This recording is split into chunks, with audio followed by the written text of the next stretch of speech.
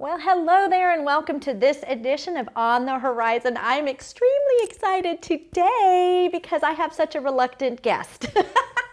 Not really, but this is Marc Percy, who is usually behind the camera, and that is where he feels most comfortable, but we're dragging him around the front today because he is such a huge part of our ministry that reaches the world. I mean, seriously, it really does.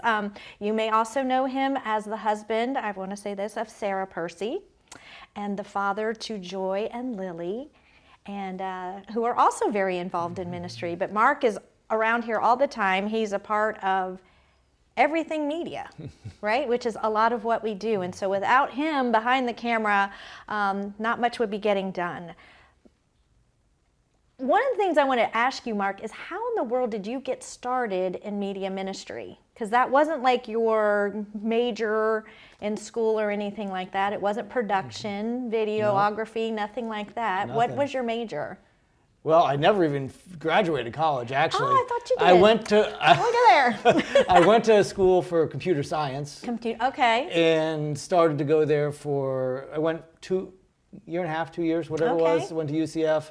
But then I got a full-time job at Egghead Software. Egghead, that's what I remembered. I was like, you were an egghead, but that was like rarely where you worked. Right. I wasn't being mean. Okay. And so I just worked full-time, dropped out of school, and just said, and I've never gone back. It's like instead of you didn't finish. I didn't. UDF. I didn't. I didn't finish.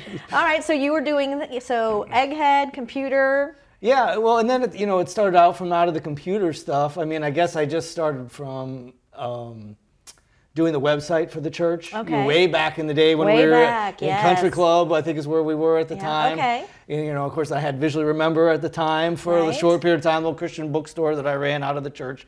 Never made any money, but that's all right.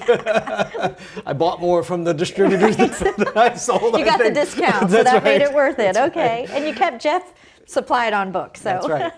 And you were Amazon to us before Amazon existed. That's what it was. That's what it was, yes. And I started to get into it, I guess, a little bit back when David was here, originally before he had left for a while. And I ran camera a little bit or whatever, but not a ton. It wasn't really my thing at the time. And then I guess it was just kind of along the time when he left, I kind of, I guess, stepped in a little bit and doing a little bit more. I don't remember the whole timeline exactly, but and then as it went, I just, Chris had kind of taken over for him, Chris Chung. And so I was kind of just working with him. And then when Chris kind of stepped out to move to New Smyrna or wherever he went, that, I just kind of took over the role, and so, and kind of in that process, I also started my own video company, which has now been closed now for a number of years, but where I've started filming weddings and that sort of thing. Just enjoyed the video process and kind of taught myself. Actually one of the first video editing things that I actually did myself was one of my Survivor audition videos way back in the day. Oh my goodness. Do we have that we could put up and show people? No, well, it's on my Facebook page if anybody finds me there. They're all 3 of the ones I've done are there. David edited the first 2 and the last one was just me. But it's funny. But so it started with websites and just kind of went from there. And I will say he kind of has always been our IT department because Jeff and I know enough to be dangerous on our computers, and we'll say, Marc, I really messed this up. What do I do? And you come down and you fix it. And so that has been a ministry and blessing to us. But then you have been able to take what we do here, and I know there's a team because John Barber's been part of that, David Tyndall's been part of that, Chris Chung, Chris Fenoff, and now Lisa with the sound, that have taken what we do here, and it really it's seen by the entire world. I mean, we did a count, I'm not going to remember, I don't know if you do, how many countries we were seen in. Yeah, I don't remember either. Because we used to have a map that had all the little pins, and it was something like we were in 135 countries and Baywatch was like in 132, and so we were like, ooh, we're bigger than Baywatch, everybody's watching us, which makes you say, what are we doing that's making people watch what we do? but it's got to be a God thing, right? So it's been fun to watch that grow and know that on any given Sunday morning, now watching us live, you've had to grow and learn how to do that. So what has that experience been like for you? Well, I mean, going live was just kind of figuring out that process, and that's where John Barber really comes in handy, because that's what he does, right? Is he does that whole live thing. So without him in the mix, it would be a lot harder to have done. I couldn't say it would be impossible, but it would be a lot harder without him in the mix doing that, or at least setting it up, the initial, right?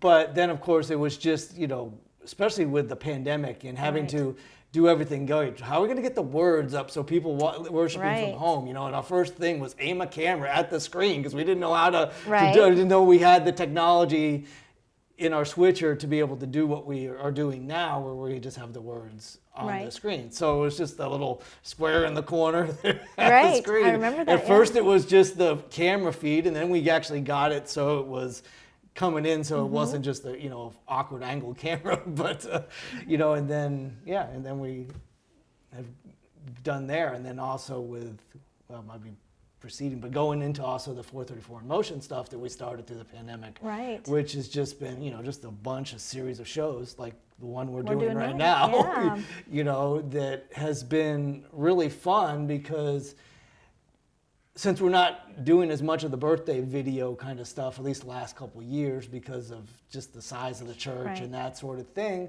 that it's been the outlet kind of, and it's not a super creative thing necessarily, because it's it's just mainly Jeff most of the time talking to the camera, but not still, this time though. but it's fun, and so it's.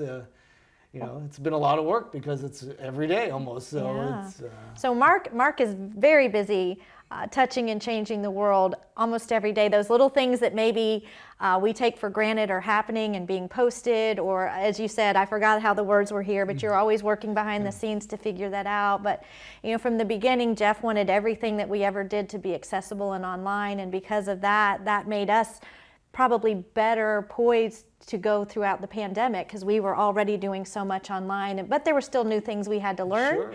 And so you've been such a huge part of that success, and so we thank you for that. And is there other things that you're doing? I don't want to just think it's, I know it's a lot. That's a lot. So I want to just give you a chance. I don't know. I don't know what the impact of it really is, right? Obviously, I'm a big fan of The Chosen. Yes. And so I am in part of several of the Facebook groups and stuff like that. And there's one that's focused for like memes and stuff like that. And I do all sorts of different things. Some of them funny, some of them more serious. So that's kind of another creative outlet, graphic-wise, not video. But, and of course, then all the graphics that I do, for all the shows or whatever.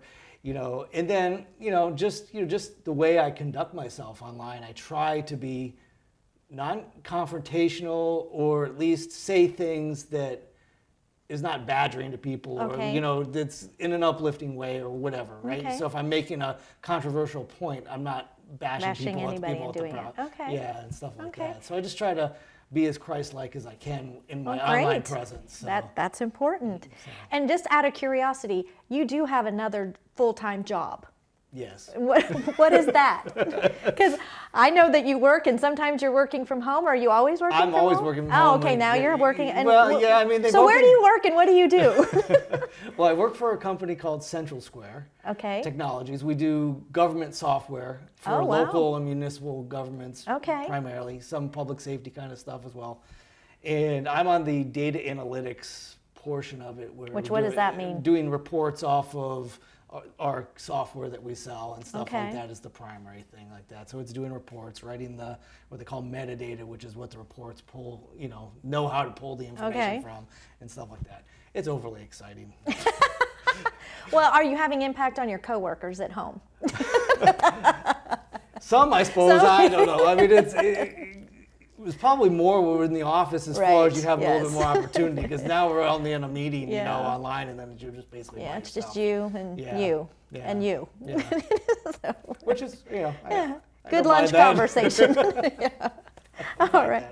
Well, hopefully you have enjoyed getting to know Marc a little bit more and what he does, and I am sure if you are wanting to join the media team. He would love to put you behind a camera or learning how to direct or edit or create content, I'm even sure. So see him help with lighting. That falls under you too, right? The lighting?